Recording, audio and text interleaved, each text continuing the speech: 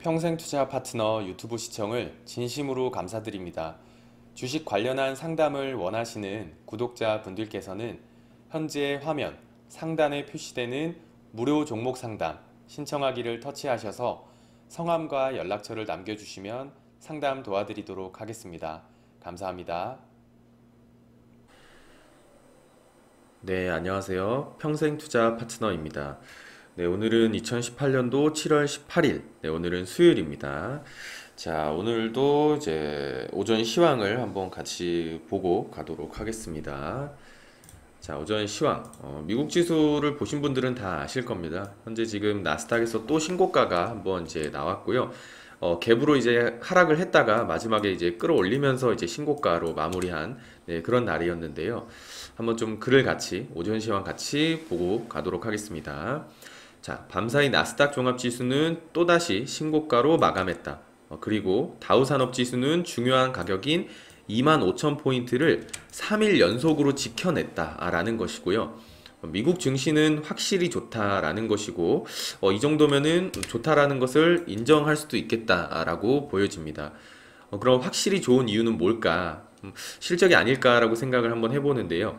S&P 500의 1분기 순이익은 20% 이상 증가했고요. 또 2분기 순이익 증가율 20% 이상 예상을 하고 있다라고 합니다. 차트를 보면은 자, 다우산업 일가는 이쪽 부근에서 25,000포인트를 지금 3일 연속 지지하고 있고, 자, 나스닥 종합지수 이제 일가는 요 아래에서 시작을 했지만 종가상은 이렇게 위쪽에 이제 빨아 올린 이런 느낌이 있잖아요. 그래서 굉장히 좀 강했다. 확실히 시장이 좋다라고 볼 수가 있습니다. 그래서 신고가까지 이제 나왔는데, 그럼 우리 증시는 어떤가 한번 보면은 아직까지는 확실히 약하다라고 보는 것이고요. 왜 약할까? 실적을 한번 또 보는 건데요. 코스피 1분기 순이익 증가율이 2.6% 증가했다라는 것이고, 그러나 삼성전자를 제외하면은 마이너스 13% 순이익이 감소다라는 것이고, 삼성전자라는 기업이 우리 코스피 우리나라 시장에 얼마나 큰 비중인지 비중이 얼마나 큰지 알 수 있는 이 수치인 것 같고요. 그럼 코스피의 2분기는 어떨까? 한번 생각을 해보는 건데, 아직 2분기 코스피의 실적이 정확히는 예상되지는 않지만 2분기 삼성전자의 실적이 1분기보다 약하다는 것은 이미 다 알고 있죠. 그럼 2분기 코스피도 약할 것으로 예측할 수는 있겠다라는 건데, 아직은 단정하기까지는 좀 어려운 상태고요. 왜냐하면 아직 어떤 2분기의 실적 윤곽이 아직은 나오지 않았기 때문에 좀 더 구체적으로 윤곽이 좀 보일 때까지는 포기하지 않고 좀 보자라는 거고요. 2분기 실적이 정식으로 공시되기까지는 우리 시장에서 실적 공백의 기간이 좀 존재합니다. 그래서 그 동안에 우리 시장은 미국이 아닌 이 지금 중국 증시 상해종합지수 저희가 며칠 전에도 굉장히 비슷한 모습이다라고 한번 보여드린 적이 있었잖아요. 그러니까 그런 것처럼 중국 증시와 커플링이 될 가능성이 좀 높다라는 것이고, 또한 환율 역시도 중국과 커플링이 될 가능성이 클 것으로 보인다라는 것이 저희의 현재의 이제 의견이고요. 자, 요 코스피 일간을 보면은 자, 쭉 이쪽 부근에서 상해고 코스피입니다. 비슷한 위치에서 한번 큰 하락을 하고 횡보 내지 뭐 하락 정도의 모습이죠. 횡보 내지 살짝 상해 종합지수는 하락. 그 다음에 비슷한 위치에서 대하락이 나왔었고요. 그 다음에 상해 종합지수는 이날 한번 이제 12일날 그날이 한번 나왔죠. 팔로우 스루 데이가 나왔고, 그 다음에 3일 연속 하락을 했지만 뭐 아직까지는 뭐 그렇게 뭐 거래량도 이렇게 늘지도 않고, 그리고 이 아래쪽을 아직은 깨지 않았기 때문에 반등에 성공하는지까지 한 번 더 봐야 될 것 같고요. 일단은 오늘 코스피 지수는 갭 상승으로 시작을 했지만 뭐 종가까지는 봐야겠죠. 한번 차트 한번 같이 볼까요?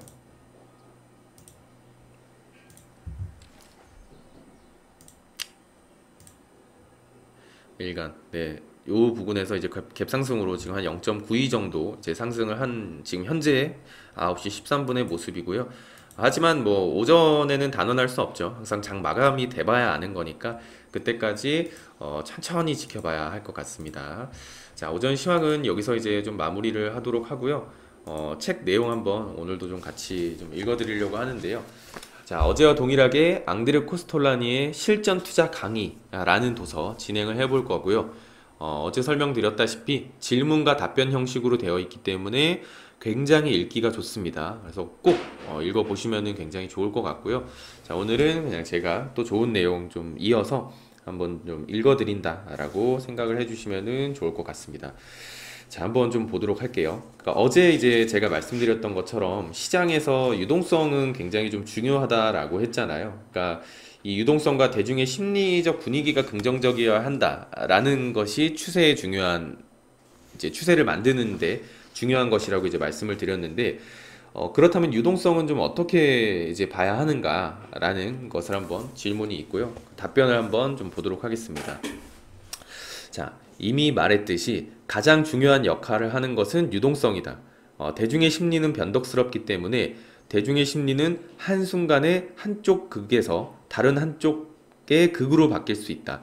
하지만 유동성의 변화는 장기적으로는 아니지만 최소한 단기적으로는 추적할 수 있다라는 것인데요. 어떤 뭐 중앙은행의 어떤 결정, 큰 은행들의 대출 정책 등에서 어떻게 될지 예측하는 실마리를 찾을 수 있다라는 것이고, 유동성이 없으면 증권 시장은 상승하지 않습니다. 그러니까 이 이제 저자가 말하는 게 옛 헝가리에서 집시 음악가들이 하던 말처럼 돈이 없으면 음악도 없다. 라는 이 말처럼 돈이 곧 음악이고 주식시장의 연료이다라는 것이고, 돈이 그냥 주식시장의 연료, 유동성이라는 거예요. 그래서 이 증권시장과 자본시장의 관계는 다음 예를 통해서 아주 쉽게 설명할 수 있다라는 건데요.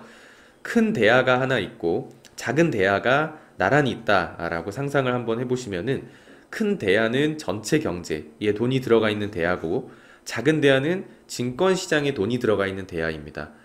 대출 정책, 뭐 저축 증가, 외환 유입, 뭐 무역 수지 흑자, 외국으로부터의 자본 유입 등등의 어떤 큰 대야로 물이 많이 들어오는데, 산업이나 공공 및 개인들의 자금이 덜 필요로 해서 물이 천천히 빠진다면은 큰 대야의 물은 점점 차오르게 됩니다. 그럼 물이 넘치면 작은 그 넘친 물이 작은 대야, 즉 증권 시장으로 떨어지고 그 결과 주가는 오른다.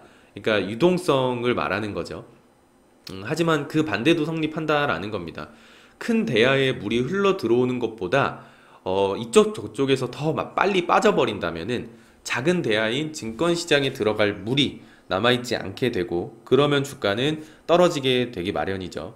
따라서 큰 대야, 그러니까 어떤 큰 어떤 경제, 전체 경제의 어떤 돈, 네, 그 물이 어느 정도 차 있는지를 끊임없이 추적해야 한다라는 것이고, 그 이제 큰 대야에서 물이 흘러나올 수 있는 상황인지를 추적하는 것이 좋다라는 건데, 그러면은 그 밖에 주식시장의 추세에 영향을 미치는 조건이나 요소는 없는가라는 다음 질문이 이어지는데요.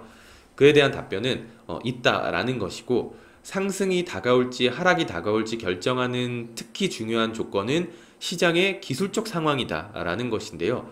그러니까 이 기술적 상황이라고 함은 상승이나 하락이 오랫동안 지속된 후 대량의 주식이 소심파 투자자에게 있는지 아니면 부안해동파의 손에 있는지를 말합니다. 그러니까 수급을 말을 하는 것이겠죠. 그러니까 흔히 뭐 그냥 수급의 상태로 보자면 개인 투자자의 손에 있는지 외국인 투자자의 손에 있는지 이런 것들을 이제 의미하는 것 같습니다. 이것을 시장의 수급, 기술적 상황이다라고 하는 거고요.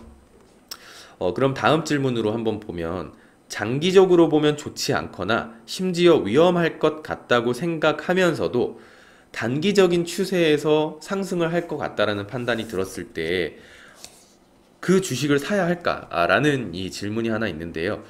그에 대한 답변은 당연히 아니다라는 것이고, 어떤 경우에도 그래서는 안 된다라는 겁니다. 그러니까 차로 비유하면은 어떤 차가 50km 후에 심각한 사고를 당할지 모른다고 생각하면서 5km만 간다고 그 차를 굳이 타겠느냐 이거거든요. 그래서 국내의 정치 상황이 증시에 이제 안 좋게 될 수 있다라고 한번 생각을 해보면은 하지만 이제 선거일이 아직 많이 남았기 때문에 미래의 일이라고 생각한다면 이 위험을 미리 계산에 넣어야 한다라는 건데요. 아직 시간이 많다고 근거를 대면서 이 위험을 절대 간과해서는 안 된다라는 겁니다. 아직 뭐 1년 뒤의 일이잖아. 아직 뭐 몇 개월, 뭐 3개월 남았잖아. 이런 것들이죠. 그래서 이 저자는 30년대의 이와 관련한 이 저자의 경험은 아직도 생생하게 기억이 난다라는 건데요. 30년대에 이 파리증권 거래소에서 공매도 투자를 했던 경험이 있다라고 합니다. 이유는 경제적 이유가 반, 정치적 이유가 반이라고 했는데요. 하지만 이 작전 세력이 주가를 올리려고 조작했기 때문에 주가는 기술적 이유에서 계속 올라갔다라고 합니다. 그때 독일에서는 선거가 있었고 처음으로 히틀러와 이 국가사회당이 큰 승리를 거두었다라는 것이고 갈색 유니폼을 입고 십자 표시 완장을 찬 67명의 나치 의원들이 제국 의회로 들어갔다라는 건데요. 이 많은 이들에게는 이는 굉장히 끔찍스러운 사건이었다라는 것이고 그런데 파리증권 거래소는 이에 어떤 영향도 받지 않았습니다. 장래의 어떤 추세를 바꿀 계기가 될 수 있었는데 우습게도 주가는 계속 올라갔다라는 것이고 이 저자는 코스톨라니는 너무 좀 이제 의아해서 동료들에게 아니, 프랑스의 원수인 이웃 국가의 평화를 위협하는 세력이 권력을 잡았는데 이렇게 주가가 상승하다니 정말 이해할 수 없다라고 반복해서 떠들었다라고 합니다. 그랬더니 동료들은 이렇게 말했다고 하는데요. 아니, 독일에서 일어나는 일이 우리랑 무슨 상관이냐? 여기는 프랑스다. 라는 답을 했다라고 합니다. 사실 맞는 말이죠. 그래서 이런 반응에 이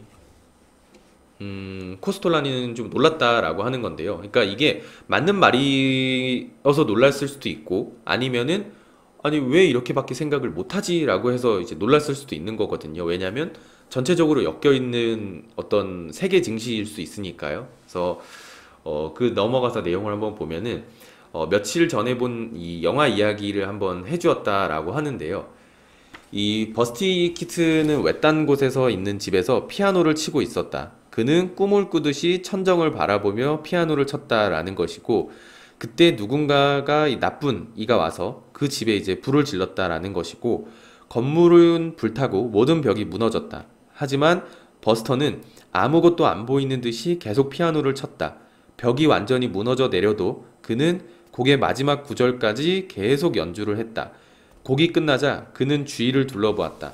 집이 보이지 않자 그는 놀라 소스라쳤다. 그리고 소리를 지르며 그곳을 뛰쳐나왔다. 자네들도 집이 불타고 있다는 것을 알게 될 쯤에 이렇게 될 거야. 라고 이제 말을 이제 동료들에게 했다라는 건데요. 그러니까 제가 아까 방금 설명드렸던 것처럼 이 놀랐던 이유가 사실 어떻게 보면은 여긴 독일이 아니고 프랑스야 라고 생각을 할 수는 있겠지만 다 연관이 되어 있는 것이고 이제 그런 것이죠. 그러니까 불이 이 마지막 말처럼 이미 불난 상황에서 집이 없어졌을 때는 이미 느끼지 못한다라는 것. 그렇기 때문에 이 여러 가지 상황들을 같이 좀 이제 파악을 해야 한다라는 것이거든요. 그래서 그럼 그 다음엔 좀 어떻게 되었는가라는 이제 질문을 한번 또 나왔는데 코스톨라니는 본인이 말한 대로 이루어졌다라고 합니다. 서서히 주식 투자자들은 히틀러의 등극이 심각한 뉴스라는 것을 깨달았고 그리고 주가가 상승할 것이라고 생각을 접었다라는 것이고 당연히 그렇게 되자 주가는 폭락했고 공매도를 했었던 코스톨라니는 큰 이익을 볼 수 있었다라는 건데요. 요컨대 주식 투자자는 자기 코앞만 보지 말고 항상 더 앞을 내다봐야 한다라는 겁니다. 단기적으로 상승한다라고 해서 장기적인 추세를 무시했다가는 큰 화를 입을 수 있다라는 것이고 계좌에서 계좌가 다 불타고 나서 그 뒤에나 느끼게 된다라는 말이죠. 그러니까 자동차 운전을 배울 때 운전 선생님은 항상 그렇게 말을 했다라고 합니다. 차 바로 앞에 무엇이 있는지 보지 말고 항상 100m, 200m 앞을 주시하면서 봐라 라는 말을 했다라고 합니다. 그래서 저자는 이 말들 한번 해보았다라고 하는데요.